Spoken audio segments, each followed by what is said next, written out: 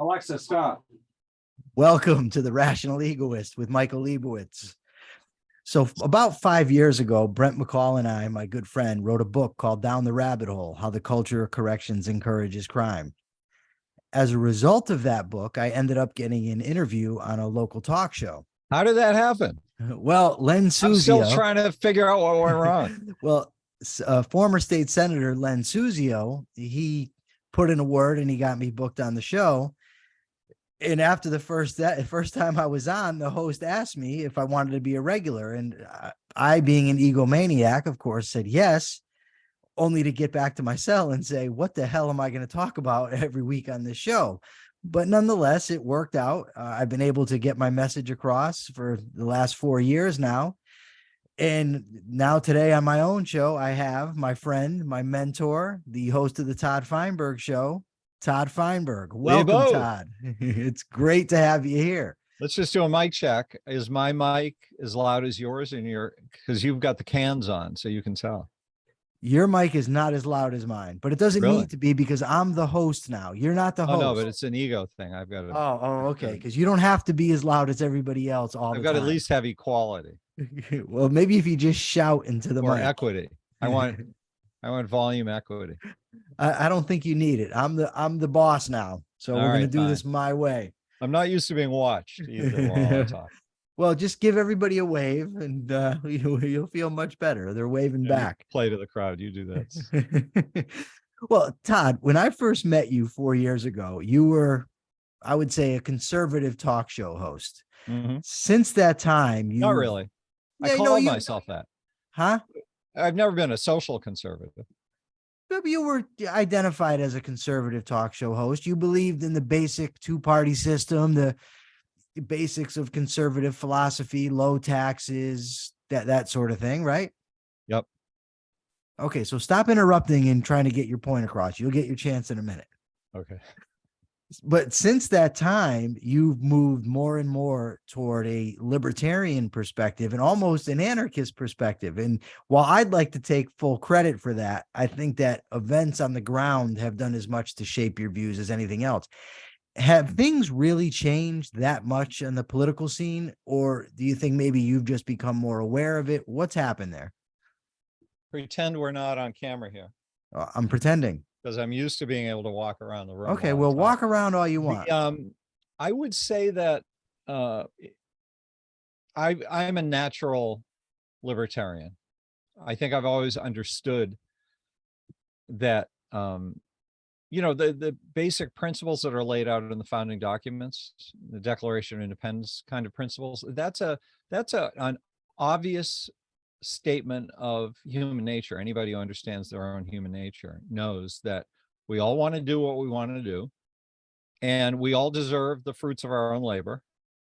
And we hate bureaucracy. That's not in there, but bureaucracy is a dirty, ugly thing that runs counter to the idea of individual liberty.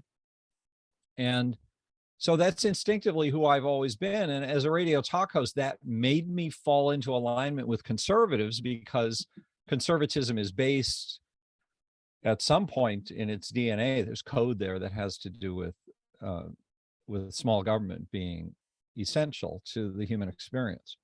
And then I've been in Connecticut now 6 years, and 6 years I've been studying the Connecticut government. It's really hard to come to understand what our government is all about. You can have these premises upon which you operate, but then it takes a long time to pierce the veil of a thing that doesn't actually do anything professionally except squander people's money and lie about it. We'll steal it first.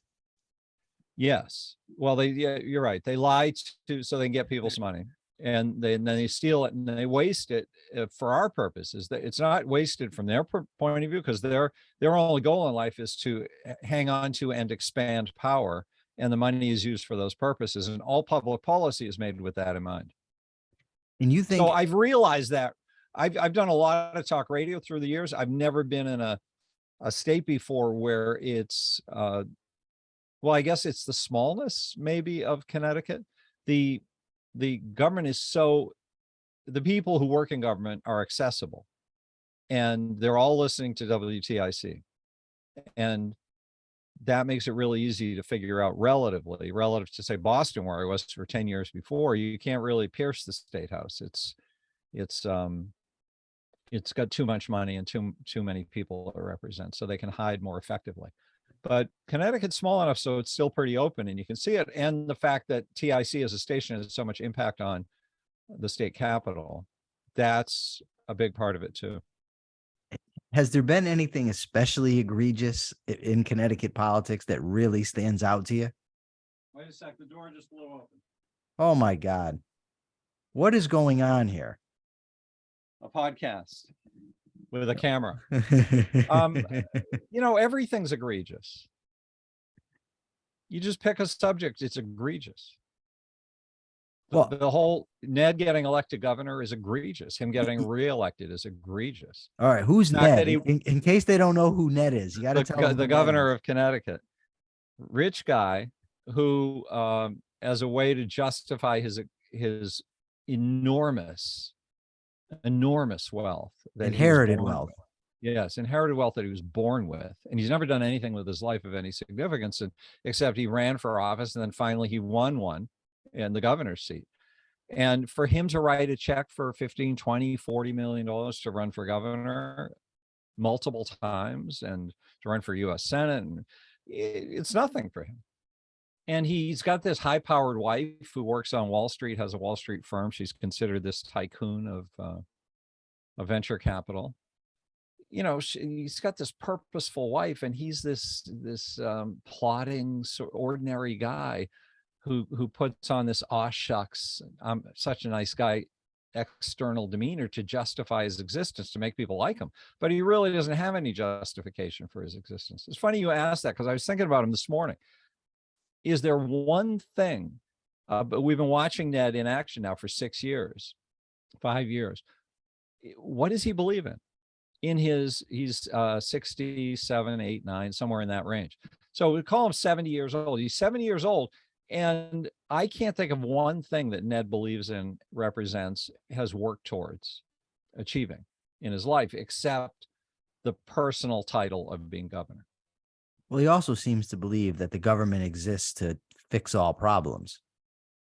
But that's not a philosophy that he ever thought about. That's just his approach to life. He's a rich guy. He's used to being able, from birth, right? He could say, no, I don't like that Gerber stuff. I want it hand done. When he was 3 months old, he could hire the people. He could have a staff to do that. I don't think he was doing the hiring at 3 months old. That's assuming he's far more precocious. But if he cried, I'm sure they fired people. They probably did, yeah. Since he's been in office, he's pushed for here in Connecticut for tolls, which you played a big part in opposing. But I remember at the time he said that if we didn't get tolls, not exact quote, but he said that it was an absolute necessity that we got tolls, but we didn't get tolls and the world didn't fall apart. And nobody seems to say, well, wait a second. You said that this was a necessity. If we didn't have these tolls, things were going to fall apart. They didn't. And meanwhile, you're claiming you're doing a wonderful job. How, if you couldn't get the tolls? It's even better than that. His argument for the tolls was, we're never going to get this state growing again if we don't have tolls, because everything's getting jammed up on the roads and it's hurting our productivity as a state. That was his argument. And over the past year, he's been doing a victory tour on how he turned the state around, without mentioning that he got $6 billion from Washington to turn the state around, and without mentioning that COVID played a vital role in anything that he could call a success. So there's this bundle of money, and suddenly he's forgotten all about the need for $1 billion a year or $500 million a year from tolls.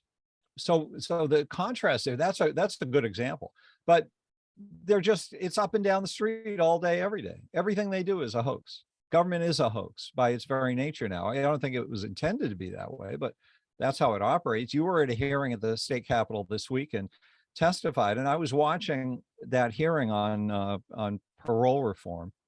And what's the other thing they were talking about? Oh, commutation reform. Yeah, commutations. And you get this feeling watching the testimony that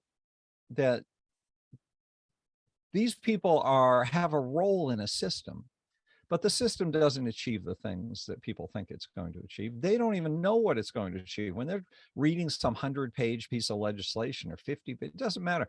One word in a law that's referring to another law, like in such and such law, this paragraph, this page, change the word shall to might, and that could blow up the whole law, or blow up a whole section of the law, which makes everything else in a house of cards collapse.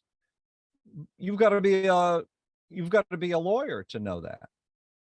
And the Republicans in Connecticut are much like the Republicans nationally. They're basically useless.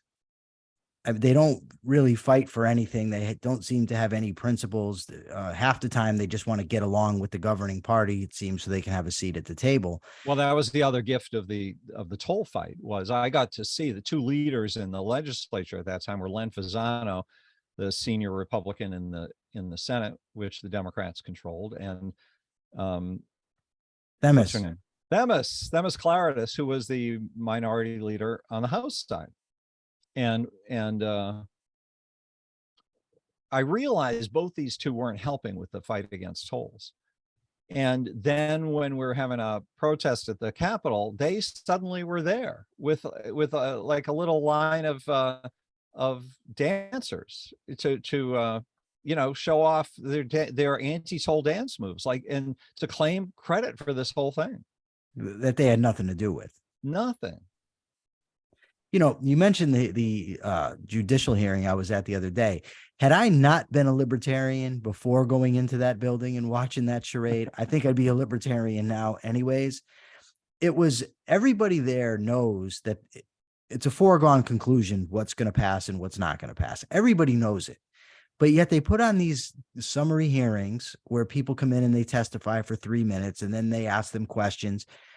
And it's so ridiculous and so obviously ridiculous. And I'm just sitting there and I start to wonder, it's like I'm being gaslighted. Like, does anybody not know that this is a charade? Does anyone really think this is for real? What do you think about that? What's the definition of gaslighted? Gaslighting is basically to make you think that you're crazy, that it's you that the problem is. It comes from the movie Gaslight. Angela Lansbury was in it, but she wasn't the star. But a husband wanted to make his wife think she was crazy. And one of the things that he kept doing was turning off the gaslight. And then he would tell her, no, I didn't turn it off. You must have turned it off. And so the information that she was getting was telling her that her perceptions weren't accurate, that something was wrong. Yeah. And that even when I was in prison, that would happen to me. I would listen to the staff talk, the drug counselors, and I would think, like, do they really believe their own rhetoric? It seems. And I still can't make it out if they're just fools or if they're liars, but probably a combination of both. But it's such a bizarre departure from the reality that I live in when I'm talking to my friends, or, when you and I are doing interviews on the radio where reality matters and you're actually discussing things as they are and not pretending they're other than they are. But that's all that was going on in that state house. And that's what they do, because the thing doesn't work anymore. It's gotten too big and unwieldy, and it's too one-sided in Connecticut. It's Democrat controlled, dominated. And so the Republican Party is superfluous, and they seem to embrace the superfluousness rather than to be militant in their refusal to go along and spend their time doing. If it were me, I'd be doing publicity stunts to draw attention to the farcical things or the blatantly destructive or anti-American or contemptuous towards the people things that they do on a regular basis. I'd be drawing attention to it, because that's the only role you've got. If the majority is going to win every vote anyway, if you're the minority, all you can do is publicize what's going on. But what they do is they meekly go along and they do what you were mentioning. They sit there at a hearing and they interview people and they pretend there's a legitimate process going on. But there can't be a legitimate process if it's controlled by hidden forces, which it is. The macro, the machinations of the government are so invisible to those. Even those who are in it have no power over how government works, except for the leadership. So back to Len Fasano and Themis Claridis, the minority leadership during the toll fight, they would make deals in the background, you could tell, that would permit certain things to happen with their approval in exchange for whatever kind of favors they could get. And they would always tell they do always tell the people they represent inside the chamber. So the Republicans are told by the Republican leadership, this is a bad idea, this legislation, but we've made a deal to make it a lot less bad. So just vote for it. And that's all. And nobody's even seen the legislation yet. And that's all the Republicans who vote for it know in advance, is they've been told by leadership, vote for this, it's okay. And if you notice, everything goes along party lines. So either they're a bunch of mindless people who've been lobotomized or something and are unable to figure out what's going on, or they just realize they're doing what goes on, which is, if you want to have any influence in the chamber, if you want to have any say at when you want something, then you sell out for the 98% of the time, for the 2% when you want to ask for favors and be able to get them. You know, one of the things that made it so obvious that this thing wasn't serious was I actually attended 2 days worth of hearings. And on the second day I was there, the first day I was 12th to testify. So I was able to get in and get out pretty quickly. But on the second day I was there to support a friend of mine, and he was 97th. So I actually had to sit for quite some time. And after a while, at first they were very gung-ho in their questions, and they were tough, and they were trying to get to the bottom of things, But after a while, they're like, okay, there's a lot of people here basically trying to rush the whole thing along, and they stopped asking questions. So it's obvious then that the point of these hearings isn't to get information, because if so, you would keep inquiring, you would keep asking questions. You wouldn't say, okay, we've asked enough questions now, so the last 50 people to testify, we don't have to find anything out from. Or maybe they order the appearances. Is it possible the people they want to listen to, they have to go early? I was told that they're random. I don't know that to be a fact, but I was told that the order assignment is random. But even if that were the case, then so what's the message then? That some people just aren't important? They're just here, just to come in and take up space and time? Because if the idea is that everybody that testifies, that the public's going to be involved and has a right to testify, then you would want to find out from the public why they think the way they do, what they really think, because you're only allowed 3 minutes. If they don't ask you questions, somebody who's coming in off the street to speak. Yeah. You've got 3 minutes to testify. So there's no way that somebody's going to state all their entire position. No, but you did 3 minutes that was earth shattering. So those. But they asked me questions. The most powerful parts, in my view, of my testimony were after I was done and they asked me questions. That may be. I thought it was all wonderful though. So if you want to argue with me on that, you're welcome. No, I'm wonderful. You have no dispute. I'm just saying that my peak wonderfulness happened after my 3 minutes. It was once they were once they were questioning me. But I think it's to be fair to them, which I don't like to do, and I have a lot of alarms going off in my head at the idea of it. But to be fair to them, it's tedious and long, and most people are repeating. But then don't take the job, Todd. Don't take the job. If you don't want to do it, then don't take it. I'm not. Even if you want to do it, it's tedious. Stop making excuses. Well, I think it's reasonable to think that they would want to listen for a certain amount of time. And then they'd say, we know what's going to happen in this legislation. We let a bunch of people speak.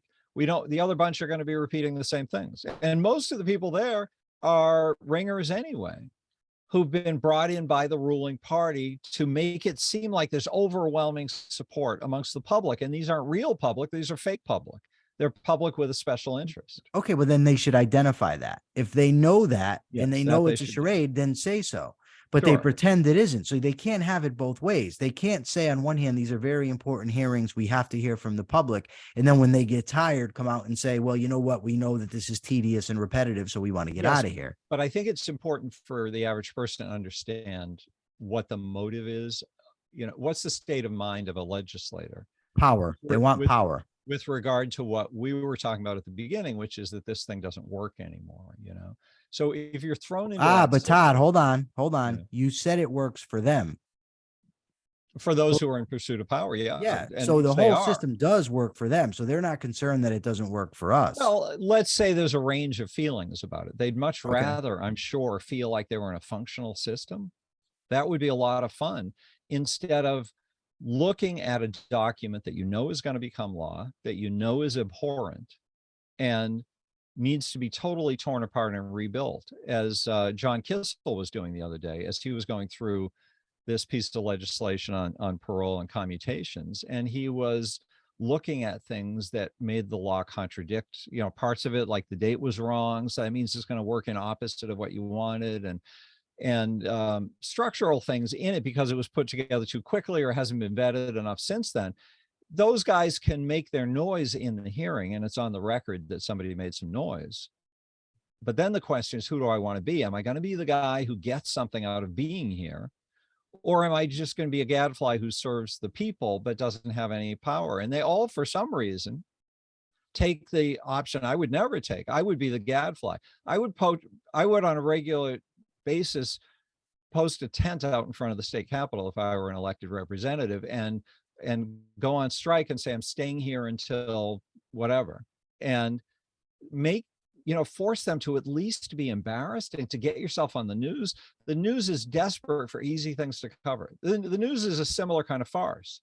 The criteria for the news is, we don't want to have to hire any reporters. If we've got any reporters, we want them to stay close to the station so they can return quickly and go on another assignment.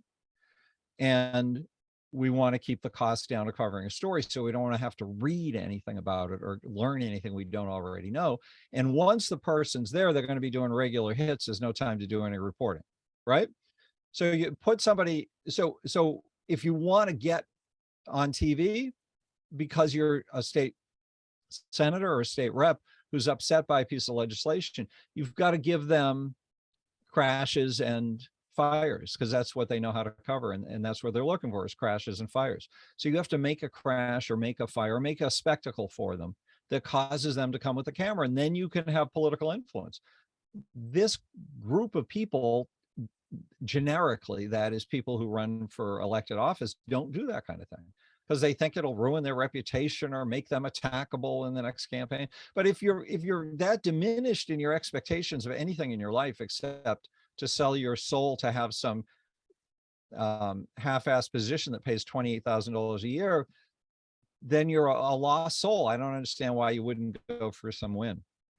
I'm actually glad you brought up the media, because I'm now going to ask you a hypothetical. Suppose you were a reporter in that courtroom. Hypothetical alert.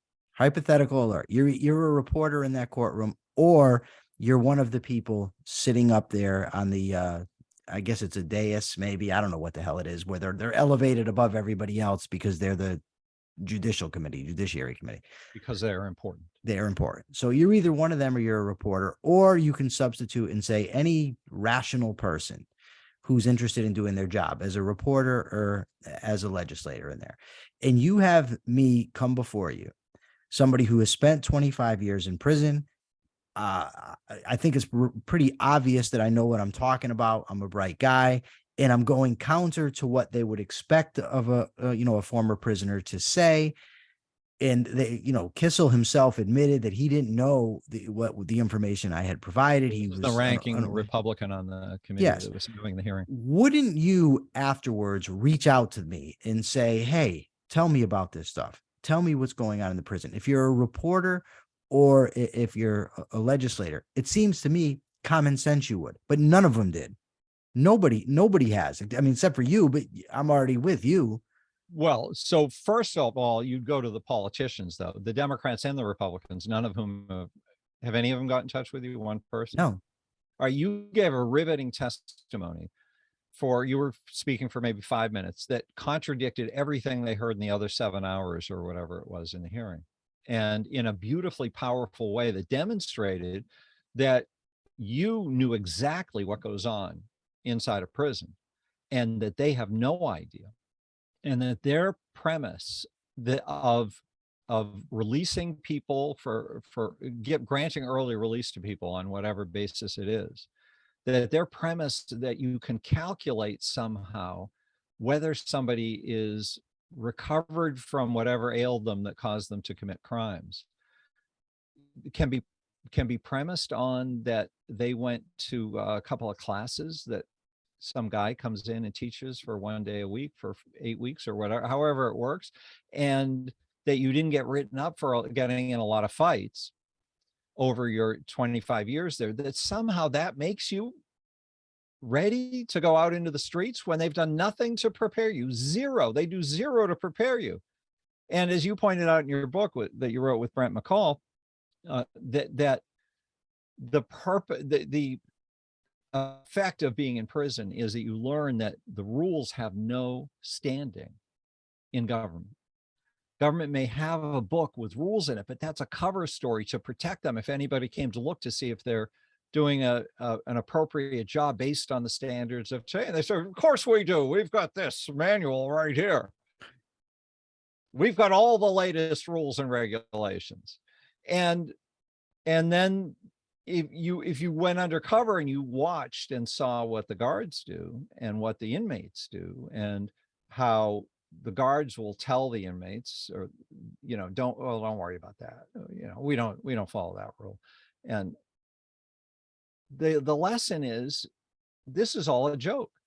This is a farce, because we're run by the union. The union decides what I have to do. I don't have to do anything because the boss tells me to do it.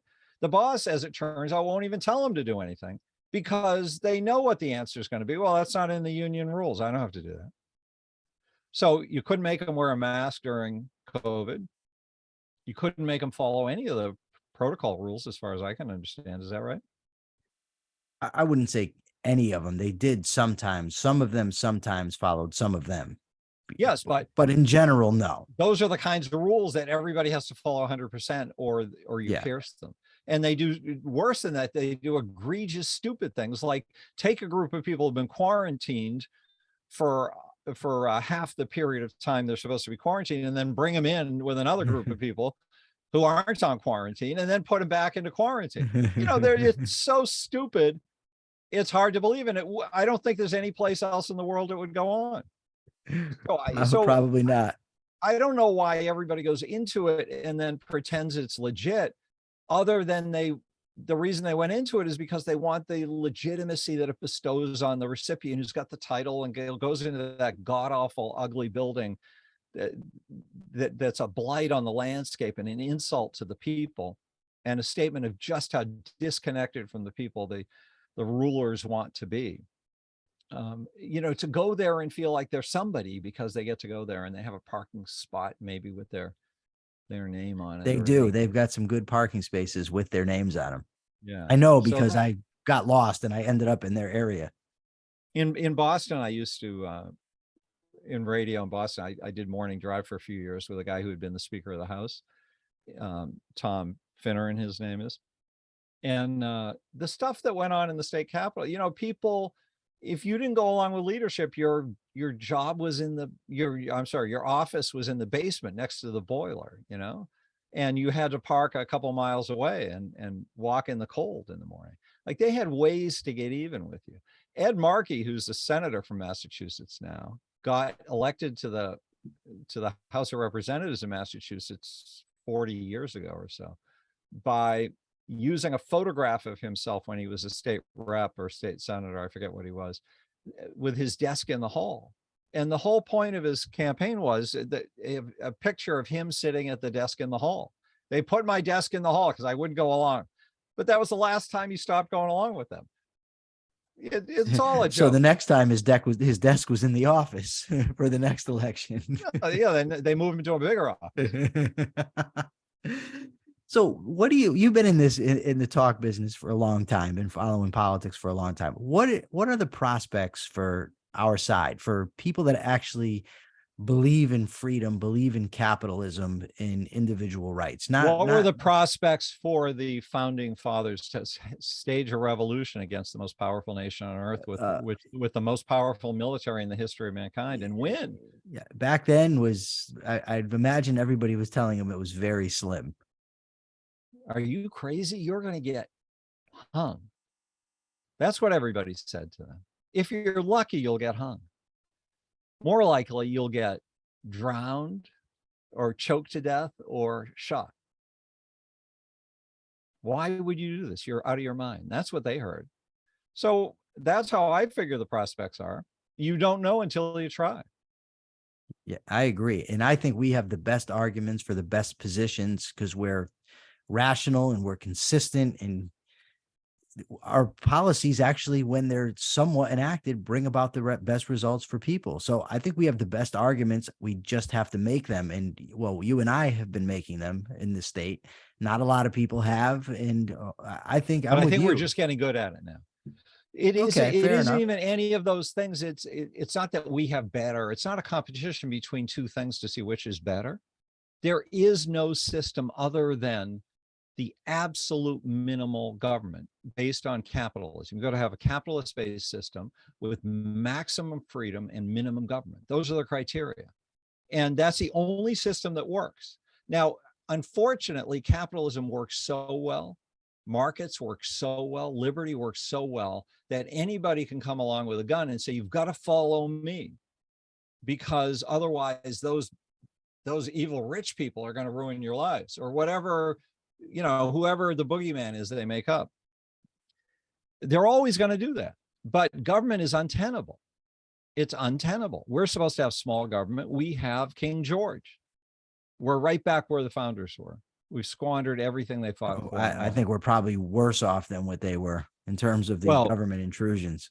Yes, and we have enormous debt. So they've not only squandered the greatest historical yield that any country has created through its economic activity in the history of mankind, post World War II, there's been nothing like what America has done, or what the state of Connecticut before it got an income tax 30 years ago was the prize of the country, and they've now it's the closest thing to the People's Republic of China of any state in the nation, I think. The People's Republic of Connecticut. We're going to try to make it into Feinbergville. The PRC. Don't even have to change the initials. We can use their stationery. There you go. Okay, Todd. So where can people find you? They can't find me. I can't be found. You can be found because I can see you now. Clearly. I know, but how don't wait, that's true. Your background's blurred. Yes, exactly. Don't make me give out all your information because I might give out too much. I'm on WTIC AM News Talk 1080 in Hartford. So you can find podcasts there. And I have a podcast, which I'm just resurrecting. And you did the first episode with me on, what's it called? It was wonderful too. I don't know what the title is, but it was wonderful. Oh, What Divides Us. It's called What Divides Us. You can get that on the Odyssey website as well, WTIC.com. And you can follow me on Twitter at Todd Talk. Or if you bump into Mike, just ask him where I am. He'll know. Yeah, I'll give you his phone number, his address, everything you need.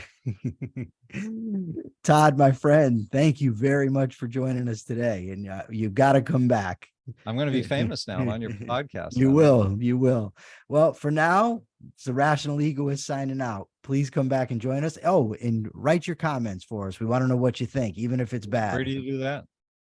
They do it when they go to listen to the podcast. When you listen to a podcast or YouTube, they've got a little section there where you can listen, give your comments. Have you gotten any? I have on YouTube. I don't know about on the other ones, though. Well, get to work, folks. Oh, my God. Tell the Rational Leibowist. That's what I thought you should have called it. The Rational Leibowist. Tell them how we're rational. Yeah, tell them how we're doing. And if it's bad, blame Todd. There you go.